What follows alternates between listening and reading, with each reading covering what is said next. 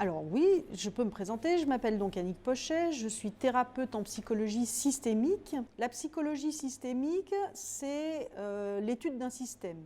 L'étude d'un système appliqué à la psychologie, c'est quand tout à coup vous avez un problème, pourquoi est-ce que ce problème surgit dans cet endroit, à ce moment-là de votre vie et avec ces personnes-là. Et le travail de la psychologie systémique, c'est de ne pas décontextualiser la problématique de l'endroit où elle apparaît. Et comme je suis une systémicienne un peu jusqu'au boutiste, du coup, les thérapies familiales et autres thérapies que je propose, je les fais directement à la maison.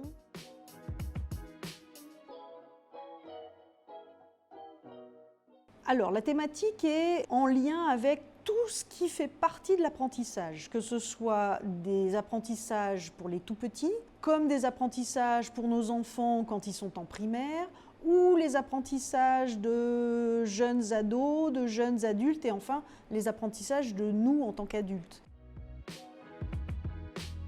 Comme vous le savez probablement, les apprentissages tout au long de notre vie sont extrêmement compliqué parce que le cerveau mobilise beaucoup d'énergie à apprendre une tâche, quelle qu'elle soit.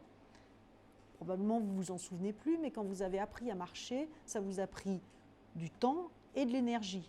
Quand on apprend à écrire, ça prend du temps et de l'énergie. Et tous les apprentissages prennent du temps parce que notre cerveau a l'habitude d'automatiser les tâches. Ce qui fait qu'une fois qu'on a appris quelque chose, notre cerveau l'automatise. Et du coup, on peut apprendre autre chose. Ça se traduit comment? Ça se traduit, par exemple, vous pouvez, une fois que vous avez appris à vous brosser les dents, pouvoir vous brosser les dents tout en réfléchissant à quelque chose ou tout en faisant complètement autre chose en même temps. Et du coup, votre cerveau est capable de faire plusieurs choses à la fois parce qu'il a automatisé le mécanisme de se brosser les dents. Une fois qu'il le sait et qu'il sait le faire, c'est bon pour lui, le cerveau n'a plus besoin de réfléchir et hop, ça nous permet de le mobiliser pour un autre apprentissage.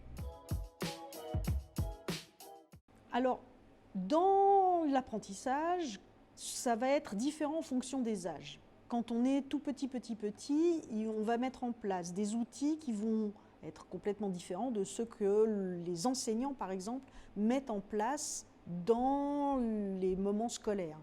La problématique, c'est que nous n'apprenons pas tous de la même manière. Et parce que nous n'apprenons pas tous de la même manière, il y a des personnes qui sont formatées pour pouvoir apprendre correctement la façon dont les enseignants nous expliquent les choses. Et puis, il y a beaucoup de jeunes, beaucoup d'élèves, beaucoup d'enfants qui, par contre, eux, ont de la peine à mobiliser tout ce qu'il faut chez eux pour pouvoir suivre les apprentissages tels qu'ils sont proposés à l'école.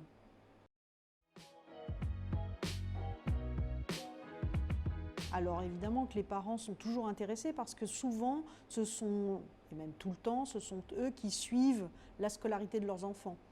Et dans la scolarité d'un enfant, ce qui arrive en premier, ce sont les devoirs à faire à la maison.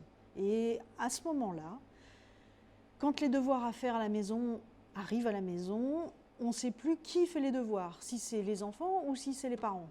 Donc les parents ont bien souvent besoin d'outils parce qu'ils se sentent démunis face à ce que l'enfant doit apprendre et ils ne savent pas forcément également si ce que l'enfant a appris pendant qu'il fait ses devoirs est acquis. Il aura après besoin d'être sûr que son enfant a bien compris ce qu'il est en train d'apprendre. Et d'ailleurs, on sait qu'on a appris quelque chose quand on l'a compris et qu'on peut le restituer.